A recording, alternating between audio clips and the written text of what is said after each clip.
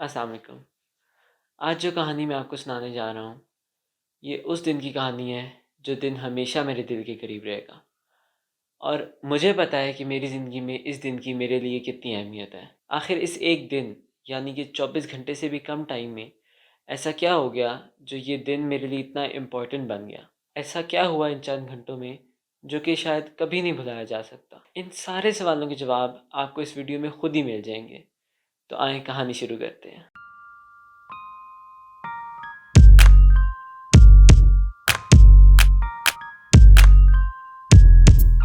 तो पिछले कुछ दिनों से मैं अपने ही साथ एक जंग में मुब्तला था।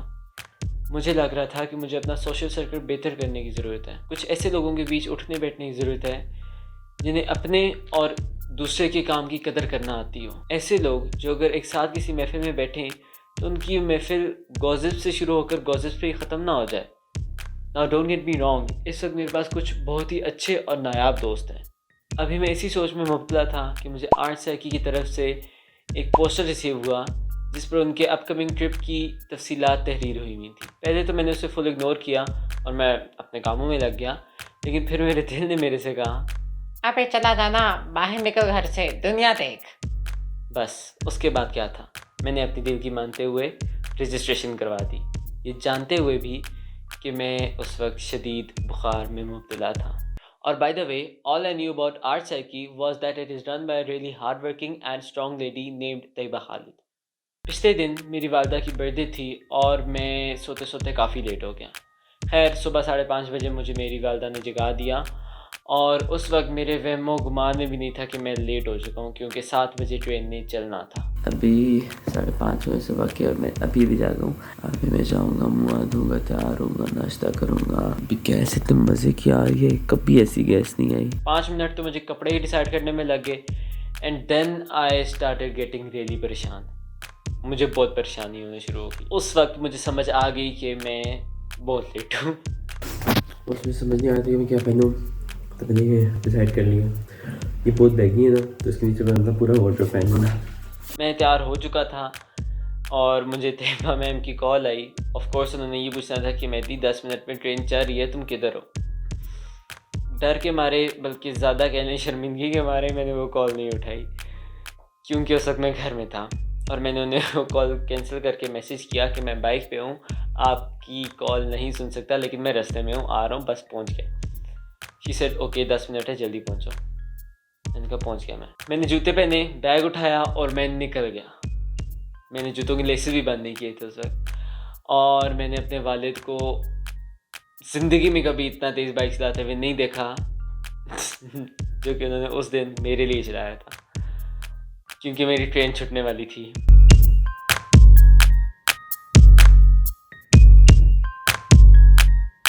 सबर, मैं आपको सिचुएशन समझाता हूँ। ये जो वीडियो आपने देखी है जिसमें बस एक रोड है, ये सिर्फ रोड नहीं है, इसके पीछे वाला हाल जाने।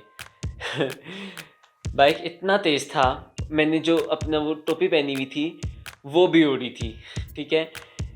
मैंने इस हाथ से टोपी पहनी हुई है, इस हाथ में मेरे कंधे पर बैग है जो कि लटक के बाजू तक आ रहा है, और इसी हाथ से मैं वीडियो भी बना रहा हूँ, साथ तैयबा मैम की कॉल्स भी रिजेक्ट कर रहा हूँ, इनसे मैसेज भी कर रहा हूँ कि मैं आ रहा हूँ। खैर, मुझे अपने पाँव फील ही नहीं हो रहे थे, ठीक है। सुन हो चुके थे, इतनी ठंड थी, प्लस मुझे बुखार था। मैं नहीं बयान कर वो चीज़ बयान करने के काबिल ही नहीं है जो उस वक्त मेरी फीलिंग थी। परेशान था, आयतुल कुर्सी पढ़ रहा था, वीडियो बना रहा था, टोपी पकड़ी हुई थी, बैग पकड़ा हुआ था, पता नहीं क्या क्या हो रहा था मेरे साथ। लेकिन कोई आई गेस 3-1 मिनट के फासले पर होंगे स्टेशन से, तो दोबारा तैयबा मैम की कॉल आई। मैंने उनसे कहा मैं स्टेशन के बाहर हूँ, एंटर हो रहा हूँ बस। खैर, एंटर होते हुए मैंने तैयबा मैम को कॉल की। मैंने कहा मैं आ तो गया हूँ, लेकिन अब मुझे पता नहीं है दस कैसे आना है, मैं बहुत अरसा हुआ मुझे स्टेशन आए हुए। उन्होंने कहा बस सीधे सीधे आना है, एक ही अंडर से, बस आ जाओ जल्दी। मैंने कहा अच्छा। मैं उधर हुआ, मुझे समझ नहीं आई, मैंने साइड पे एक देखना मूवी वाला सीन है, ठीक है। मैंने साइड पे काउंटर था, मैंने उनसे पूछा, मुझे खुद नहीं समझ आई कि मैंने इतनी तेज़ी में, मैंने कहा 7 बजे की लाहौर, मेरे से अभी भी नहीं बोला जाएगा, ठीक है। मैंने उनसे पूछा 7 बजे की जो ट्रेन चल रही थी लाहौर के लिए, वो किधर है? और उन्होंने इशारा किया वो जा रही है। वो इतनी सी स्लिट थी जिससे मुझे ट्रेन चलती हुई नज़र आई और मैं भागा ट्रेन की तरफ। और वही सीन था, एक हाथ में मेरे बैग था और उसी हाथ में मेरे मोबाइल भी था, दूसरा हाथ मेरा फ्री था और मैं भाग रहा था ट्रेन की तरफ। और मैं ट्रेन के आखिरी डब्बे पर छलांग मार के चढ़ गया। तो फिर बड़ी मुश्किल से पहुंच गया ट्रेन में और आज तो दस के मेरे बाकी दो ट्रेन में घुसा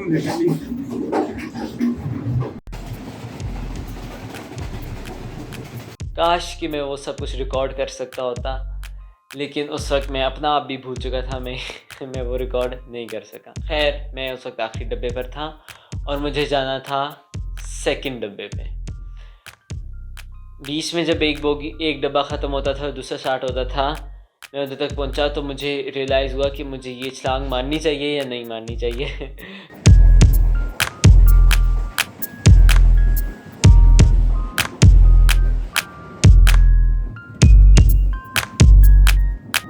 मैं अभी वो डीप थिंकिंग ही कर रहा था कि अचानक ट्रेन रुक गई दोबारा और किसी ने इमरजेंसी ब्रेक लगवाई थी, कोई और फैमिली चढ़ी। तो मैं जल्दी से उतरा और मैं सेकंड डब्बे में चला गया।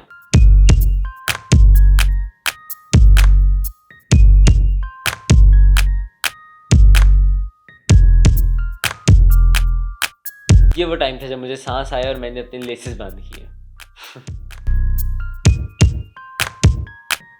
ये थ्रिल इधर तक ही था। उसके बाद 5 घंटे में शदीद बोर हुआ। बस मेरे कानों में हैंड्स फ्री थे और मैं गाने सुन रहा था और एक गाना ख़त्म होता था, दूसरा शुरू होते हुए जब बीच में ब्रेक आता था तो मेरे से अगली सीट पर तैयबा मैम और उनकी टीममेट्स थे, तो मैं उनकी बातें सुन के हंसता था और बस अगला गाना शुरू हो जाता था और मैं उस पर वाइब करना शुरू हो जाता था। मैं था और मेरे साथ मेरे गाने थे और फ़ोन था और मैं बस वीडियोस बना रहा था वायर की। अभी मैं अपनी गैलरी देखता हूँ तो इतना भरा हुआ है मेरा फ़ोन सिर्फ जाते वक्त के सफ़र से।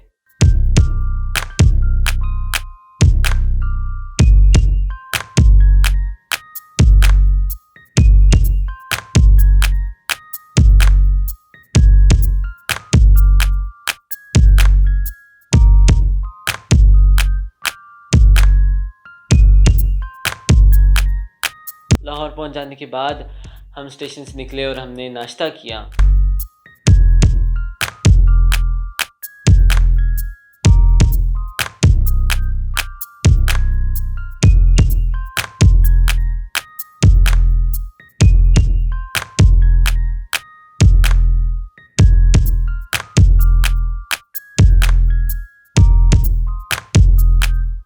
नाश्ते के दौरान मैंने तैयबा मैम को अपना लोक मेले वाली वीडियो दिखाई, सिर्फ लोक मेले वाला पार्ट, और उन्होंने अपने एक टीममेट की तरफ देखा जिनका नाम है अबू बकर। उनकी तरफ देखा और उन्होंने कहा आपके काम का बच्चा है। मैंने उनकी तरफ देखा, उन्होंने मेरी तरफ देखा, उन्होंने ऐसे किया, मैंने ऐसे किया और बात ख़त्म हो गई। उन्होंने भी मेरी वीडियोस देखी और भी 4-5 वीडियोस देखी और बस हमने नाश्ता किया और हम ऑरेंज लाइन की जानिब बढ़े।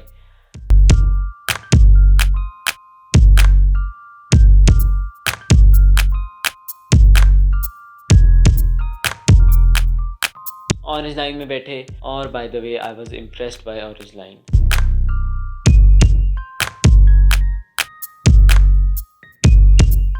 खैर, हमने ऑरेंज लाइन का सफ़र तय किया।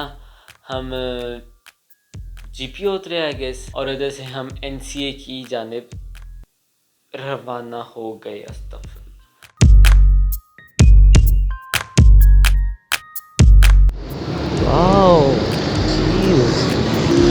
मुझे लगा था मैं बाहर निकलूँगा, रिक्शा ही होगा हर जगह,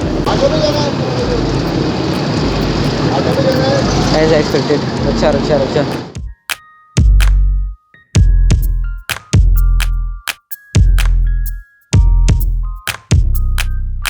एक हम थीसिस डिस्प्ले में गए, मैंने अभी उधर वीडियो बनाना स्टार्ट की। ठीक है, पहले वो वीडियोस देखें आप।